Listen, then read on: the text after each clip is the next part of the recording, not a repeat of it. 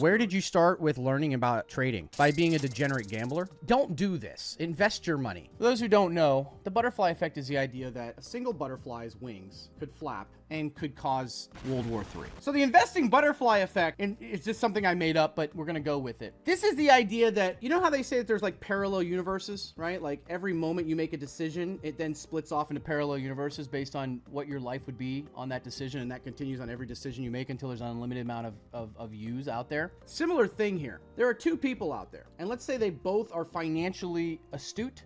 They're smart. They have emergency fund. They put away 10% of their money into long-term investing every year. They have the exact same employer, the exact same family, they have everything. This person at age 65 will have $600,000 in the bank. This person will have 1.1 million in the bank. All because of one tiny thing they did when they were 27 years old and stumbled upon some fucking idiot blacking out on a whiteboard. This person doesn't know that their 401k charges a 1.5% management fee. This person does, and they go get one that's 0.05 or 0.1. Or this person has a Roth IRA, so does this person, but this person decides to put all their heavy-hitting dividend stocks in their Roth IRA instead of their 401k, and this person doesn't pay taxes on those compounding dividends for 35 years and has an additional $150,000 than this person does. So little tiny things that you learn, that you make changes about, you don't realize it, but because of the time valuation of compounding interest and investing can be the difference between your money being here and your money being here. I'll give you an example. Both these people, let's say both these people make the exact same decision and they both get to age 59. This person put money into their HSA. This person didn't know what an HSA was. This person puts $500 per year, gets their company match of $500 per year, 300% every year, and puts that money away, $45 a month, puts it away, and lets that shit compound.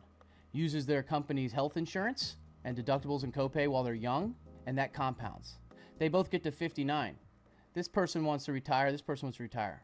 But this person realizes that their Medicaid, Medicare doesn't kick in till, well, by then it'll be probably 68, but we'll say 65. They have a 6-year gap where the number one reason people who have money early don't retire is because they can't afford private health insurance at that age. He's got to work till he's 65, because if he gets sick or breaks a hip, he's fucked. His retirement's gone before he can access it. But this son of a put away a few bucks a month and now has an HSA that's rolled and compounded into hundreds of thousands of dollars, which he uses then because it's triple tax exempt, rolls over, and a lot of employers match it. This man now has for healthcare that he can cover those 6 years and leave. Small little things that you learn younger can be the difference between your later in your life. Imagine both these guys are the same guy. They both get hit by a fucking, I don't know, a flying car that fell out of the sky, and they both die at 64 years and 364 days. This guy died one day before he finally got to live. This guy at least got 6 years. Life has a funny way of getting in the way. I don't know. I'm just saying that this is the investing butterfly effect. That's why it's more, the time is more important than money. Putting away $100 a month now at age 65, if you're 20 years old. If you wait till you're 30, it's put away $1,000 a month to get to the same point. And if you are 40, you've got to put $10,000 a month to get there. And if you're 50, you have to put away $100,000 a month to get to the same point. It's not about the amount of money, it's about the time. It's so hard to quantify how compounding interest and how investing works because we're all so, you know, we're young and our idea of time, well, I'm not young, but if you're 25 years old, you've only been thinking about money for max 5 to 10 years if you're even thinking about it. So your time frame is, well, I've only been concerned about this and paying attention to paying my own bills for you know, a quarter of my life, but I don't even remember the first 10 years when it comes to this kind of stuff. So for half my life, right? But it's only been a few years. It doesn't feel like it's a lot. But when you're 30, 40, 50, time speeds up so fucking fast. Partially because you realize you're running out of time, but also because you have so many more responsibilities that your brain and your day is taken up so much more. And you just look back and you say, holy shit. Like for example, it's June. I'm flying to Paris in less than a month. I was in Amsterdam what feels like a month ago. I mean, it's insane. My days are full, and I'm very happy about it. Like, I was getting a little depressed earlier this year. Full disclosure, we all deal with anxiety and depression. We just don't talk about it, especially men. I like the idea of talking about my personal shit because I want to let other guys know it's okay. You don't have to fucking try to be a hard ass. I'm not saying to go out and, you know, bitch about your problems. Everybody's got problems, but it's okay to admit that, you know, sometimes we're sad or sometimes we're anxious, or sometimes we worry, or sometimes we hurt, you know what I mean? Like, it's okay. It's all right. Don't be a bitch about it, but admit it, you know? I mean, it's okay. It's cool to talk about. We all have depressed. We all have problems. We all have things. One thing I was getting depressed about over the past year was I already don't remember anything because I have severe ADHD, so I've never focused on anything. My brain's in a million places, so I'm not present, so I don't make memories. So my time goes by fast. I wake up, it's Monday. I go to bed. I wake up, it's Friday. And that's it. I don't remember anything from the week. Very rarely do I remember anything. And that started depressing me because I was like, holy shit, I'm not focusing on myself. I'm not taking care of myself. I'm not enjoying my life. But then I thought to myself, what do I care about? You know, I mean, what is my life? I'm going to be fucking dead one day. And, you know, you want to enjoy the life you have, the one life you have. But it's not like you get to take shit with you. And you want to enjoy the time you can. But more importantly, I just don't want it to go to waste. So how do I quantify my time going to waste on this planet? Some people quantify that as how many things did I do? How many experiences did I have? Some will say, how many shows did I go to? How many countries did I visit? How many things did I buy? How many people did I impress? How many friends did I have? And I thought to myself, no.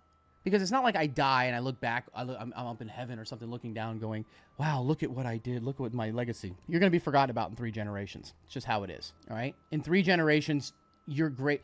Just so you guys are aware, your great-great-grandparents, you don't even know where they're fucking buried, if you even know their name.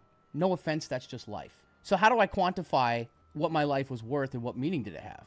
And in my case, I started thinking to myself, well, how do I judge the quality of my life or what my life was? Like, did I use it to my best ability? And then I think to myself, even if I don't remember the day, or I don't remember everything, or I didn't do things for myself, my daughter and now my son, they're going to remember these moments forever. I may not remember any of it, but they're going to remember it. It's going to shape their life. They're not going to have mommy and daddy issues. They're not going to have that trauma. They're not going to have that stuff. They're going to have good memories, and it's going to help build them in a positive self-esteem, and it's going to make them feel loved and understand that stuff.